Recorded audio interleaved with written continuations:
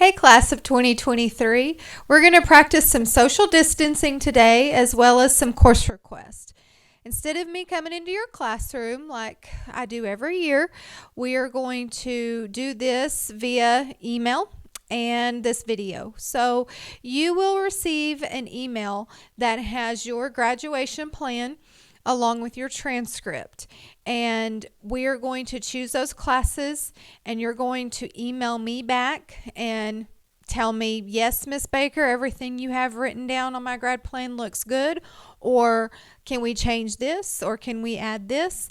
And that's how we're going to communicate, so I know what classes to schedule you in next year. So what I'm going to do first is I'm going to go over the students who are on the regular grad plan who have block classes this year and will continue to have block classes next year.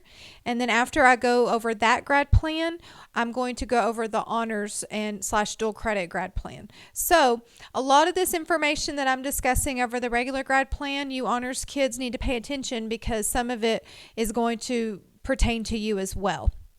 If you look at the 10th grade column, and when you open your email, you're going to see that I've written down some things based on your endorsement that you chose or your career pathway that you chose.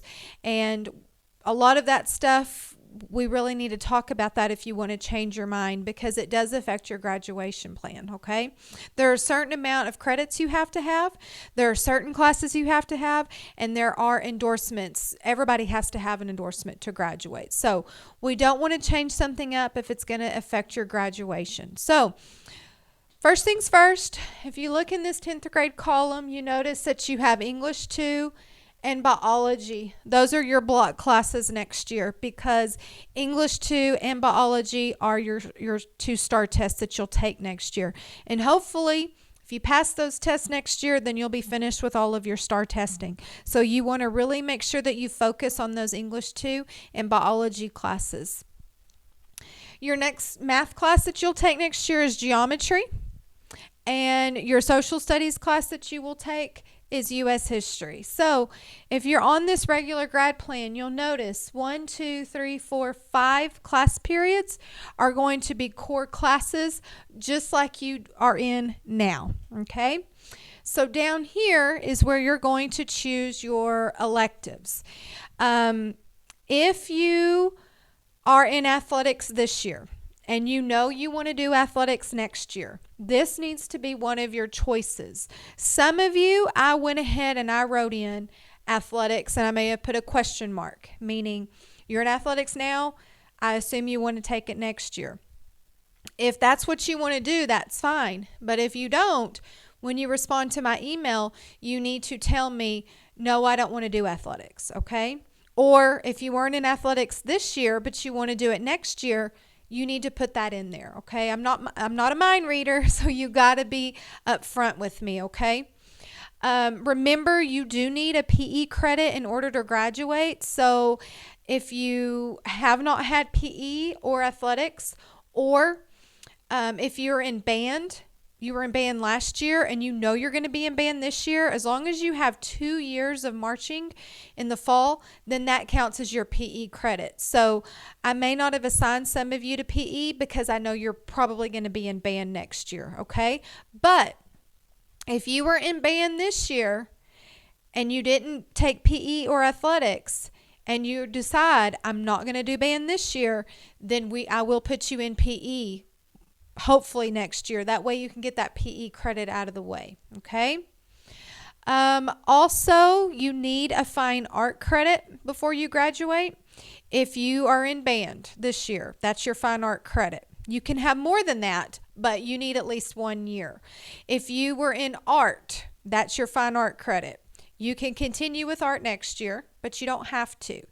If you were in animation, 3D animation with Miss Telchik or Miss Trujillo, that counted as your fine art credit. Or if you're in theater, you have your fine art credit, but you can still continue to take those courses. The only one you can't continue is animation. That's just a 1-year course. You also need 2 years of Spanish. So if you were in Spanish 1 this year, I'm going to go ahead and put you in Spanish 2 next year. That way you can get those 2 years out of the way and you'll have more room your junior and senior year to do other things. If you are not in Spanish 1 this year, I may have put Spanish 1 here. If you want to leave Spanish 1 to next year, that's fine if there's something else you want to take. But just know you have to have 2 years of Spanish. So my philosophy is if you don't know what you want to take and you haven't started it, let's go ahead and do that and get that out of the way. If you will remember last year when I went into your classes and at middle school, you chose some type of pathway. Most of you did.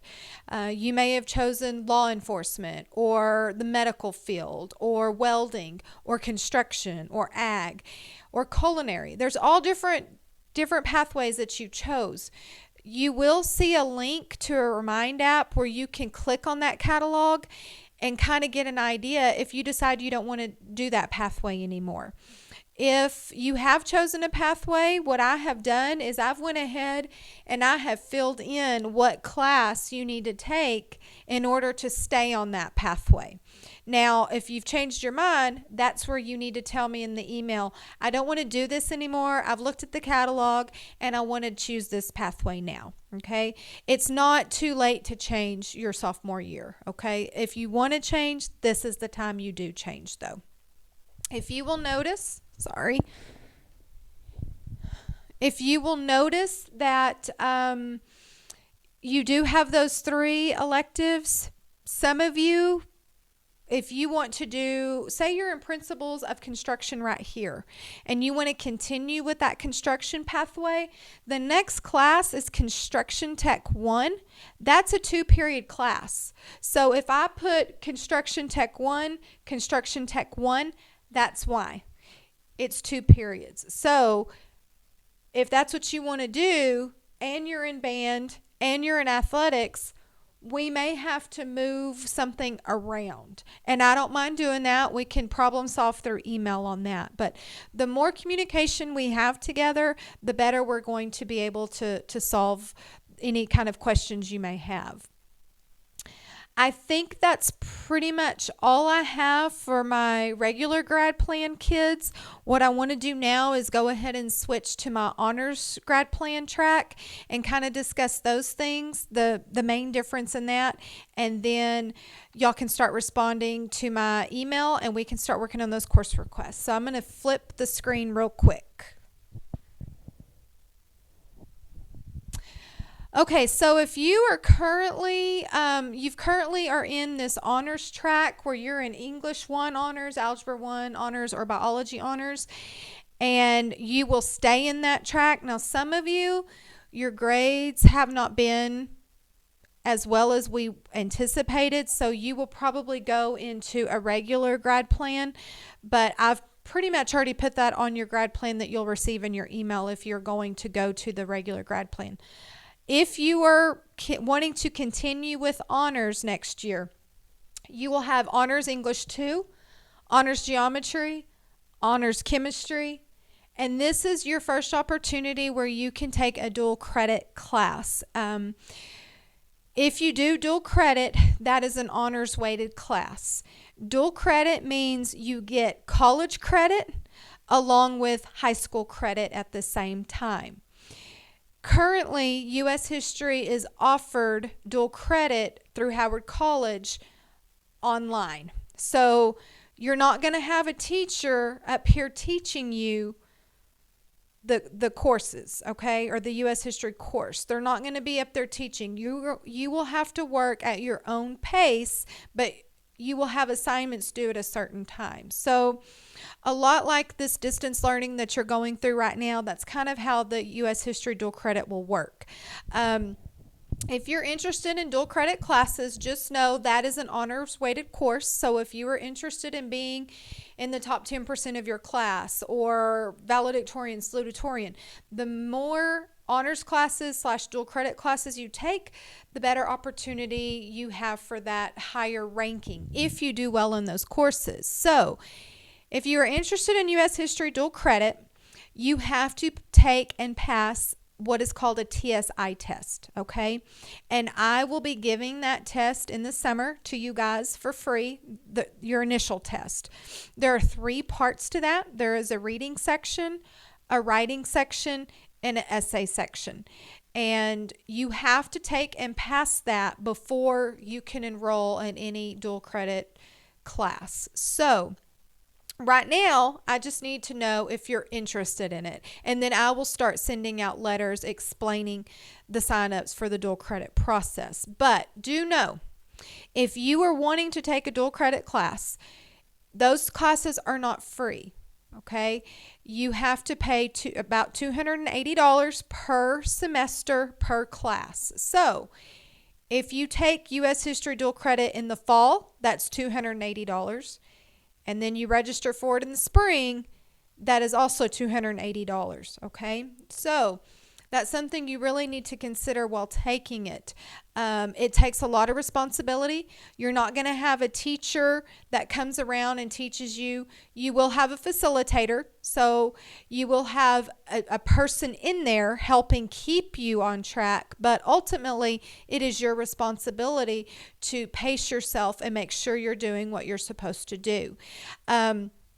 If you are interested in the dual credit and you've passed your TSI, we will start doing that paperwork throughout the summer. You will have a time limit on when you can take and pass that TSI and when you get the paperwork filled out. So make sure that in the few weeks after school is out, you will be receiving a letter explaining all that. And there are opportunities for scholarships here where the school will pay 80% of that dual credit class.